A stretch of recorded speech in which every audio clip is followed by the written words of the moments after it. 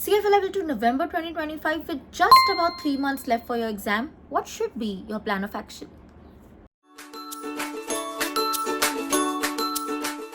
Hi guys and welcome back to my channel. My name is Tanishka and I hope you all are doing good. Today's video is for my CFA Level 1 November 2025 candidates. With just about three and a half months left for your exam, I'm going to be giving you a checklist of things you should be doing in the next three and a half months with a certain timeline. So let's get straight to it. But before that, if you're new to this channel, then please take 1 second to hit the subscribe button. If you've ever liked my work even a teeny tiny bit, then please join the community by subscribing to the channel. And while you're at it, do not forget to hit the bell icon so that you're notified every time I post a new video. And for the very kind people who have already subscribed to the channel, thank you so much for joining me in my journey. I hope we stay together till the end of time. Okay, first things first, I always say that the November exam is so hard in the mind, particularly. Not exam tough nahi hota aise. It's not that November exam is hard, but it's very hard on the mind because there is so much happening, especially in India between August to November. It's like peak festive season, right? There's Ganpati, Diwali, Raksha Bandhan, Jamnashtami, Navratri, so much is happening. And by default, somewhere our mind does get distracted. And I always tell people that please, find a way to also enjoy these things. CFA is not your life.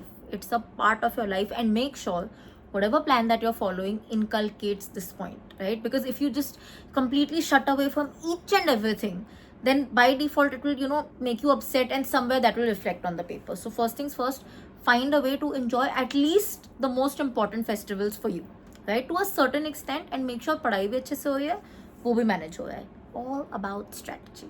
Now coming to the next and the most important bit, start of the checklist. So your exam is from 19 to 23rd November. That's the range of dates that we have. In that case, best case scenario would be, like, the most brilliant case scenario would be that you complete your syllabus by October 1 or before, right? That's like excellent. Usse better to kuch ho hi nahi sakta, because you'll have over 1 month 20 days for revision, 1 month 19 days for revision. Excellent. Average, slightly above average case only, I would say, is if you are able to complete your syllabus ka first reading. By the way, all this is first reading, October 15 to October 19. Average, almost above average also you can count it. It's not like just average. Worst case scenario, October 25 tak you should aim to complete your entire syllabus at least once. In fact, once only, right? It is very, very essential, because you will need 1 month or at least 25-30 days for revision. It is extremely essential in level 2 that last 1 month ka revision. I'm going to tell you this in the end of the video कि उस महीने में करना क्या है, but believe me, that is kind of a game changer for many people. So make sure you have that time. Now we'll come to the revision bit in the end. Let's first come to before August, September, October में क्या करना है. So first of all, subjects like fixed income, equity, AI and corporate issuers are extremely scoring. Okay, in level 2 these are the subjects where you can get maximum points. If you've understood the concept well, you can really ace it, and that's why you should aim to understand the concepts very, very well. You should aim to have as much as possible 100% conceptual clarity in these subjects. Also, timeline के हिसाब से do not keep this for the last. It's not that you should be doing any of these subjects in October. Try to get it done by mid-September at the latest. Like, all these subjects should be done by mid-September, so that you've done it in a certain level of ease. You're not rushing it because you want to reach your revision point. You have enough time for practice. Basically, you've done it calmly, you've absorbed it well, and you know that it can be your strength. So do not drag it more than September 15th, 20th at the latest. Try to get these subjects done, and try to get it done with 100% conceptual clarity, because like I said, it is extremely scoring. On the other hand, we also have certain theory subjects. So portfolio management is heavy on theory. Quant, especially the last 2-3 chapters, are heavy on theory, and I understand it gets to your mind. These subjects you should do thoda bahut in the last, because theory anyways, it has a certain level of remembering. Sometimes especially in quants, I know people are like, iska logic समझ नहीं आ रहा, but we know कि है, so we're able to learn it, but we're not able to understand it, and that's fine.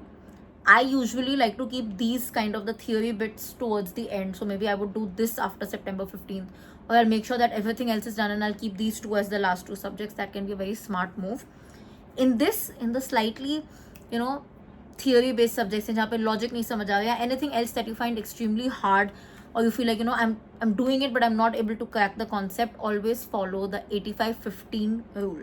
Focus to get 85% conceptual clarity, but be aware that there can be, and usually there is, a 15% gray area where you've not understood the concept 100%, and that's okay. That happens in every level to every human being. I don't think that there is anybody who has 1000% conceptual clarity in each and every subject, each and every chapter. मतलब अलग ही level का कोई genius होगा, right? So 15% gray area is all right, considering that you have 85% conceptual clarity. Please note, I am not saying that leave 15% of the syllabus. No, छोड़ना कुछ भी नहीं है.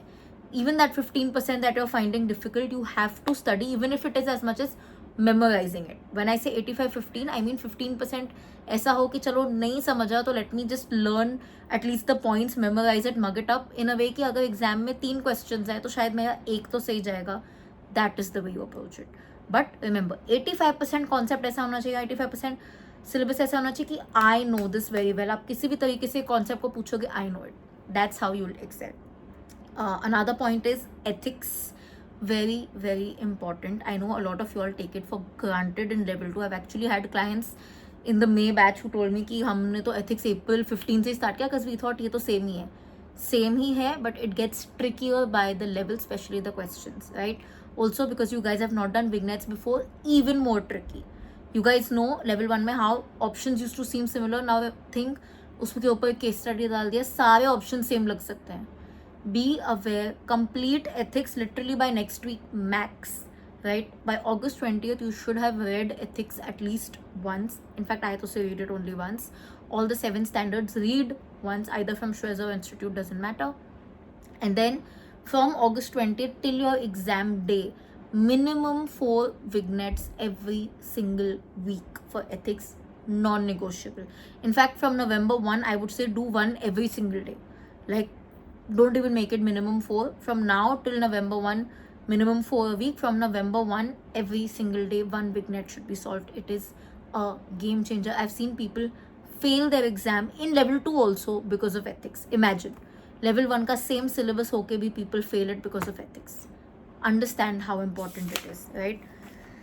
Now, coming to the last 1 month, I told you you should have 1 month for revision. So I'm counting October 1 ka period, October 1 to October 10th, you're starting your revision. Please follow cumulative revision. It is essential that you bind 10 subjects together. Don't do things individually. If you want to know what cumulative revision is, if you do not know it yet, I have added it in this particular video. Check out this video. There are timestamps also. You'll understand what is cumulative revision. Why is cumulative revision extremely essential for level 2? Because you should be able to bind all 10 subjects together. You should be able to solve vignettes from different subjects at a certain point. Many people make this mistake is कि 2 दिन बैठ के पूरा equity finish कर लेंगे. They'll do like 20-30 case studies of equity, maybe 50 case studies, and they're like, we finished equity का पूरा revision, and then next day they'll start with fixed income का पूरा revision, then they'll start with ethics का पूरा revision. No. इससे क्या होता है, योर ब्रेन इज ट्रेंड कि एक टाइम पे एक ही सब्जेक्ट देखा हूँ, फिर आप चाहे उसके जितने भी क्वेश्चंस पूछो. That approach is only wrong in the revision stage. In the revision stage you have to train your mind कि मैं एक ही टाइम पे, एक ही दिन पे, एक ही घंटे के अंदर पहले इक्विटी का केस स्टडी देखूंगा, फिर फिक्स्ड इनकम का देखूंगी, फिर डेरिवेटिव्स देखूंगी. That should be the training that you are giving your brain, which only comes from cumulative revision. Okay. Also, make sure in the last 1 month, whatever you're practicing is timed practice. Be aware of how long you're taking, because sometimes people can make mistake or can leave the paper because they don't have enough time. So level 2 mein time is crucial, right? In the last 1 month, the cumulative revision, I personally suggest do it from institute questions only. They are the best. At least prioritize it. उसके अलावा कुछ और करना है कर सकते हो, लेकिन priority should always be institute questions, because जिसने पेपर बनाया है उनसे बेटर किसको नहीं पता पेपर में क्या आ सकता है. Use this logic. Now, in the last 1 month or whenever you start a revision, it is also the time when you will give your mocks. Minimum 2 mocks from the institute should be given. Very, very essential. उसके अलावा जितना करना है कर सकते हो. Institute के बाहर कोई मॉक्स देना है दे सकते हो, लेकिन 2 mocks from the institute, 2 complete mocks, AM PM should be given. Very, very essential. Now, while you're giving a mock, focus on these things. First of all, it should be timed very, very strictly, very, very well. Be aware of time. I already told you it's difficult. Number 2, whenever you're giving a mock, don't run after accuracy. Make sure it is the period when you're getting even more conceptual clarity. How do you do this? When you're done with your mock, when you're a little, calm and everything, sit to check your mock. Check the mock in full detail. If my answer 1 is supposed correct, still go and read the solution. Okay, I marked A as correct, यहाँ पे भी A correct है. Is our concept matching? Is our logic matching? कि okay, I wrote A correct for this reason, they wrote A correct for this reason. Okay, know that. Go a step further, understand why B and C was wrong. Read that also. And अगर answer ही गलत गया आपका, then तो definitely read the full solution. Do not make the mistake of running after false accuracy. Sometimes हमारे तुक्के में सही चले जाते हैं. कभी कभी we just had a good day, or sometimes people get a low accuracy because they were stressed, they made silly mistakes, or just their mind wasn't there present at that moment, and then they feel कि मुझे कुछ नहीं आता, and then they end up deferring the exam. No, please do not run after false accuracy. See the entire solution, check the entire paper. Even if you knew it, even if you have 100% accuracy, still see the solution. It just increases conceptual clarity, and that is what the main focus of the mock is, apart from timing it. Pro tip, if you can give the mock at the same time that your exam is at 9 a.m. period, brilliant. Okay, so yes, this is the thing that you should follow, the checklist that you should follow. If you have any more questions, let me know in the comment section. I'd be happy to help, be happy to answer in whatever way that I can. And if you like this particular video, don't forget to like, comment, share, subscribe. I'll see you guys very, very soon. Until then, keep sparkling and definitely keep learning.